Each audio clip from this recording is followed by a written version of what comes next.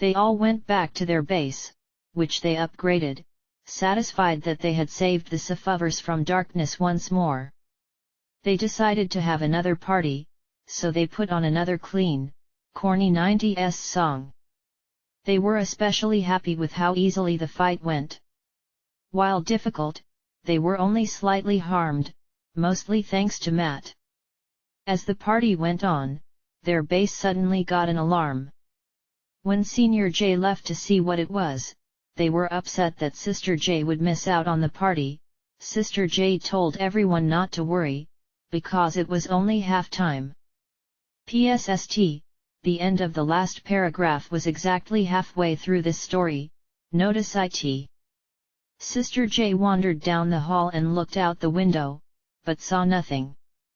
He went back to the party, and told them that it was nothing. They were suspicious, so they checked the security cameras. There stood the figure of a shadow-covered human, who appeared emaciated and insane. He was crouching down on almost skeletal legs while shaking. Then, he looked straight at the camera and said that their home security is great. Then, the screen went static, and in the real world they heard a window shatter, and the figure say, or is it the 4th Legion members were worried, as the building had been secured with enough power to make it nearly impenetrable to even extremely powerful beings. They heard feet and hands scattering across the floor, and a slow pant.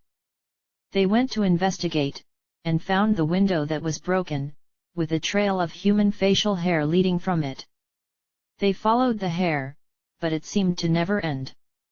Sometimes, it would loop back, and when they got back to somewhere they had been before, the 4th Legion would see that the trail extended where it wasn't before. Eventually, the hair became one path, leading down the stairs. They followed down the stairs, and saw nothing. They were about to turn the lights on, when 2 eyes appeared in the darkness. They turned the lights on, but there was nothing. The basement was completely empty, with no trace of a being, when suddenly Sister J was tackled to the ground after Vsauce jumped on him from behind. He kicked Vsauce off, who scurried on all fours up the stairs. They went after him, and were right behind him. He stopped, but so suddenly that the 4th Legion had no time to react and tripped over Vsauce, and then themselves. Eventually, they were all in a pile which they assumed Vsauce to be under.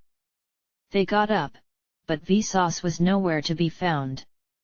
They started debating what had happened, and in the silence in between their words they heard a silent scratching. They followed the noise until they found a tunnel dug through the wall that they went through and repaired behind them. The tunnel seemed to go on for a long distance in a straight line, but after following it for a while the 4th Legion discovered that it broke off into 3 pathways. They decided to split up into thirds and follow each path. The first third went through the left tunnel, and found a maze. They went through this maze and after long enough, found a hidden trapdoor. They opened it, found a key, and returned back. The second third went through the right tunnel, which was an obstacle course of sorts. They jumped and crawled over, around, and under several obstacles until finding a button. They pressed it, and the floor collapsed. When they had hit ground, they were in a large dungeon with a being made of Vsauce's hair in the middle. The being attacked them, and they retaliated.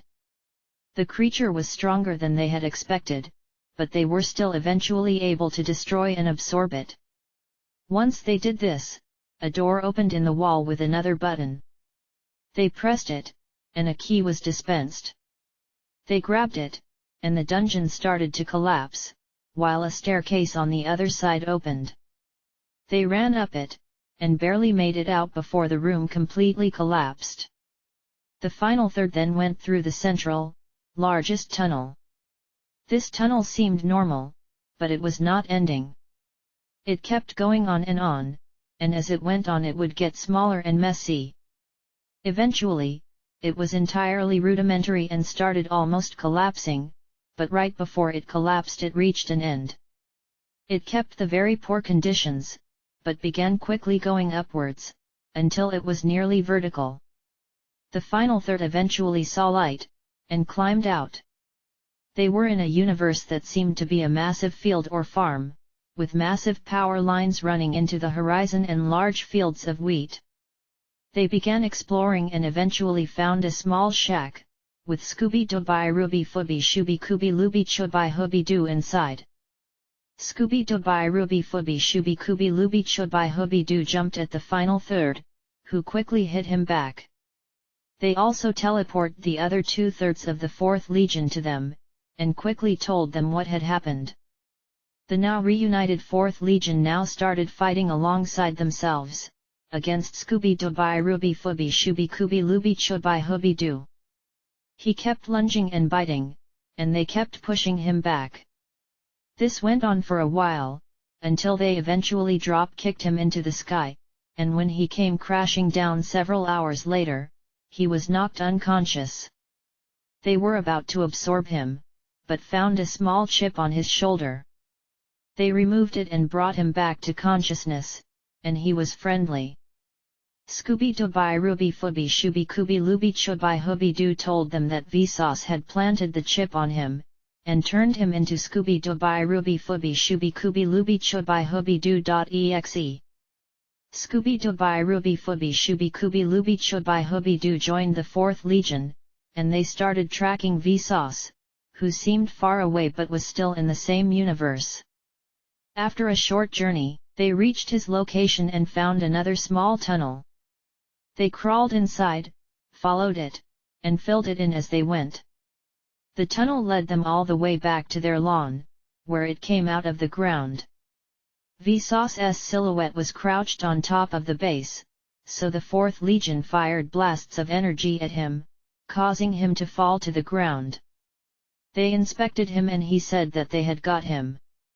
They turned him over to realize that it was a dummy, as they heard the real Vsauce say "or did you?" They instantly turned around, expecting the same trick, but then were lunged on from the direction they were now facing away from. Vsauce landed on Sister J, and began to punch and scratch at his face. Sister J pushed him off, but he threw a punch back. They all started firing magical spells at Vsauce, but he seemed to almost melt instantaneously out of the way when one was about to hit him. He grew tired, and eventually a shot landed, launching him back and through a wall. The 4th Legion chased after him, and when he hit a different wall and this time stopped, began firing all the power that they had at his location. There was an explosion that decimated every multiverse in sight, but they made it so the blast didn't affect their house. Once the smoke cleared, Vsauce was gone. They heard a low grumbling of his voice, and chased after it. They found the wounded Vsauce and were ready to destroy him, but he jumped behind them. They turned around to attack him, but he was gone.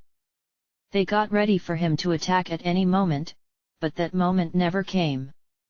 After a while of unease, they got over the feeling and decided to solve the 2 major mysteries that remained. The true nature of the planet and skeletal hand that pulled the rope, and the truth about Lanrit. First, they went to Dr. Trayoris to invent a device that could get them back to the pocket dimension the rope lead into and tell them information about their location. Once they had this, they recruited Dr. Trayoris into the 4th Legion and teleport back to a waypoint they created on the planet. Back on the planet, they started using their device. Their device told them that this was the universe Turtletron the Beast part of Dieter Beast originally came from. This was strange, since Dieter Beast was clueless about the planet, so it couldn't have been from him. They hit a roadblock here, and really had nothing else on the planet to investigate. They used a ship they brought to get to the edge, and once they did they started looking for another lead. They used the device to detect where the string was, and opened the rift back up. They went inside, and there was a dark hallway made of indestructible stone bricks. They also could not use magic in this place. At the end of the hallway, there was a camera showing the planet and a control panel. In the control panel, there was an adjustable bar which seemed to be emphasized. They pulled down the bar slightly, and it seemed that they were seeing the planet back in time. They pulled it back further down, and saw Sister J on his first journey on the planet. They decided to pull it back to the maximum amount, and saw a completely different, flourishing landscape just like Earth's. Through pulling the bar forwards and backwards, they were able to piece together the following story of what had happened. There was once a society just like our universe's ancient Greece, until a warrior named Chazcam I appeared, and went on a quest for an ancient relic. He, similar to Sir J, assembled a team and had to fight evil along the way. However, once he had reached the object, he kept all of its power to himself. The rest of the members beat him and locked him away underground, where through time and more soil piling up on the area, completely cementing him deep beneath the surface. The members shared the artifact with the townsfolk, and started going on quests for more and more. They merged together, becoming Turtletron. Turtletron searched for immortality, and made many enemies in his searches, some with cosmic power. Battles between Turtletron and his foes resulted in the universe becoming a dead land, with the space empty of stars and full of cold, rogue planets. Eventually, Turtletron went to sleep after finally achieving immortality, at least against natural causes, and the universe stayed the same. Nothing changed for millennia, until Sir J and his crew disrupted Turtletron, starting out their journey. The ancient civilization that was on the planet was simply the remains of the human species. While at first this seemed to tie up the loose ends, it didn't solve everything. It still didn't explain why or how the universe didn't allow for magic use, the strange evolving terrain of the planet including the void and barrier, and the skeletal hand. The Fourth Legion watched it from where the barrier was, and saw that the barrier, void, and the rest of the changing landscape just suddenly appeared during a random moment in Turtletron's slumber. They marked this time down and started watching all over the planet at random points, hoping to find something. They had almost given up hope, when they checked the grave of CZF. He was missing. They went back in time to his grave to see exactly when and why he disappeared, and found that about 2,000 years after Turtletron achieved immortality, when Turtletron was sleeping, the wind would very, very slowly blow off pieces of his skin. These pieces would eventually blow off into CZF's grave, and since these skin flakes contained someone Turtletron's immense power, it awakened him. He was still incredibly weak from being buried for 2,000 years, but managed to absorb any surrounding fossil matter to just bring him up enough out of the surface. He eventually broke through the top layer of soil, and had just enough strength to crawl around, absorbing absolutely anything that could contain any traces of power. He accumulated enough to shuffle over to Turtletron, where he could leech off of his power. He gathered enough of this power to start exploring throughout this universe, but not too much to where Turtletron could notice. He then took off and started absorbing dust clouds left behind by the remnants of Turtletron's wars, giving him enough power to travel beyond his universe. He gathered more and more power, and dedicated lots of it to hiding any information on him. He decided to create a trap just in case, and used his powers to metamorphosize the universe into what it now looked like, adding the barrier as a method to easily leave since he assumed nobody else would ever cross the landscape, let alone the void to reach it. They saw him creating the very room they were in now, as well as several rifts in space-time that connected both to his planet trap and the control room, one of these rifts being in the island universe that had the infirmary. They decided to look back to the current time, and realized that they could change the camera to several different places, including the room they were currently inside. They started talking, and left the camera on, when one of them noticed a dark figure in the corner of the room on the camera. They all turned around, saw the skeletal hand that held the rope step forwards, revealing itself as Chazcam I, and their vision went black. When Sergei woke up, he was all alone in a dungeon without the ability to use magic, and felt like he had been beat up. He was in a small, damp, stone brick cell with thick iron bars in front. He started looking around the dungeon, but found nothing. He tried to squeeze through the bars, but he could barely even get his finger through. He tried to pull it out, but it was stuck. He looked through the bars to see if there was anything, and while it was very dark he could tell he was at the end of a hallway, with other cells. He tried to yell to see if anyone else was here, but he couldn't make any noise. He tried banging on the wall, but it still made no noise. Chazcam must have used the same complicated spells to allow magic in the area, but only from himself, that he used on the planet. He didn't know what to do now, but he did manage to finally pull out his finger. He started feeling around the cell for anything, and found a puddle of some unknown liquid that slightly burned. He cupped some up in his hands and threw it on the bars, and it made a sizzling noise but no apparent damage. After a few seconds, Sergei realized that it was a watered-down version of the liquid Chazcam made on the planet. He, very reluctantly, drank some and gained enough power to just barely break through the bars. This used up all of the liquid and its power. He started walking to another cell, and saw a random person inside, sleeping. He checked more cells, but they were similar. He noticed that each cell had a title plate with the name of the prisoner, and a symbol.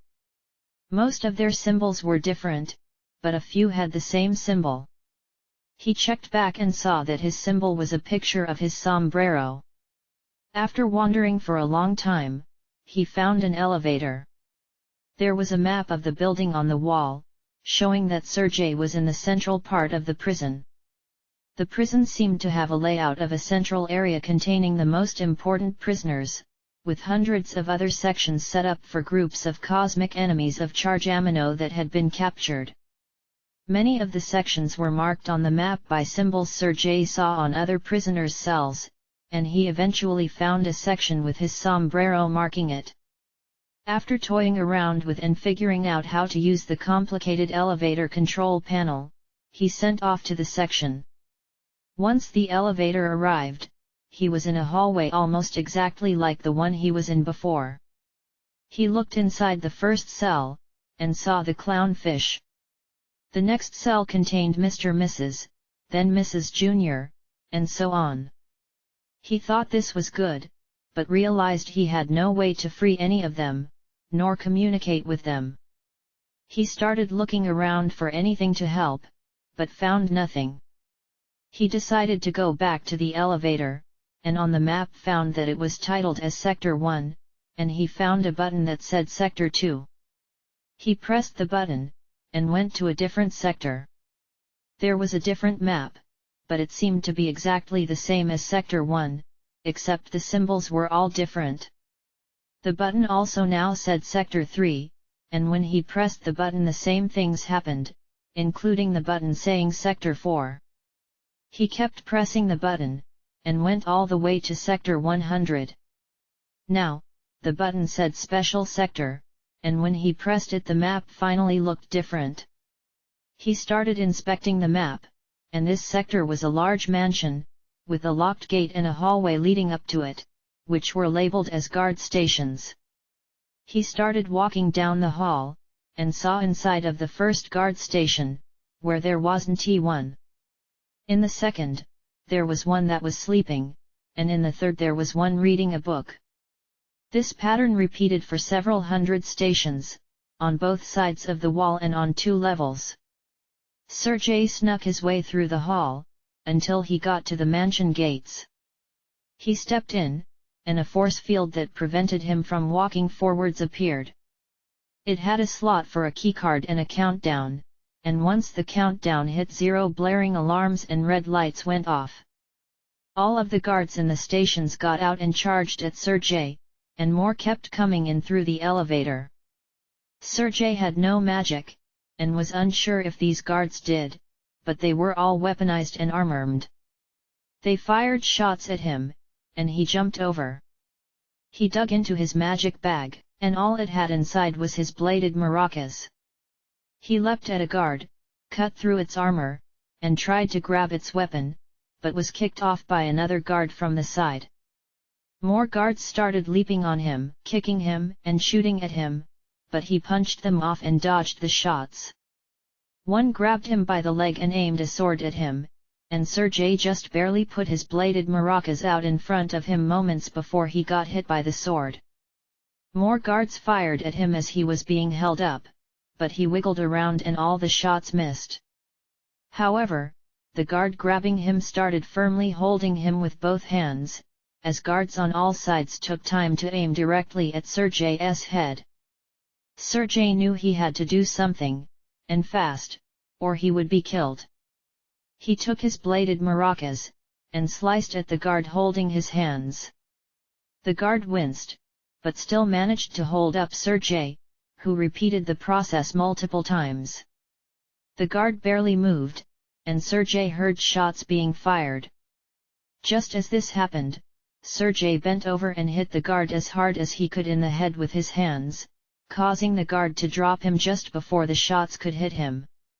It was so close that the shots hit his shell just above his body, and reflected off and started bouncing around all over the room. Sergei took cover behind a guard, as the shots made of fire hit multiple guards or faded away. Eventually, the storm of fire stopped and Sergei stepped out from behind the guard and took his weapon. All of the guards were either unconscious or still hiding, so Sergei gathered as many weapons as he could and ran to the elevator. He thought that a guard might have a keycard he could use to get into the mansion, but none did. He got back in the elevator, went back to the first sector, and to the branch with all of his crew. He went inside, and used the weapons he gathered to explode the room. Each weapon opened up about 10 cells, and Sergei had just enough to free everyone.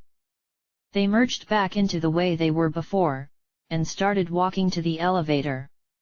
They went all the way back to the special sector in order to try and find a keycard. They went inside each guard house, but found nothing of use. Any guards who tried to fight them would be given the option to run away, but if they didn't, the 4th Legion would fight them and steal their weapon. Eventually, they found a keycard in the largest guard station, which seemed to belong to a head guard. They used the keycard to enter the mansion.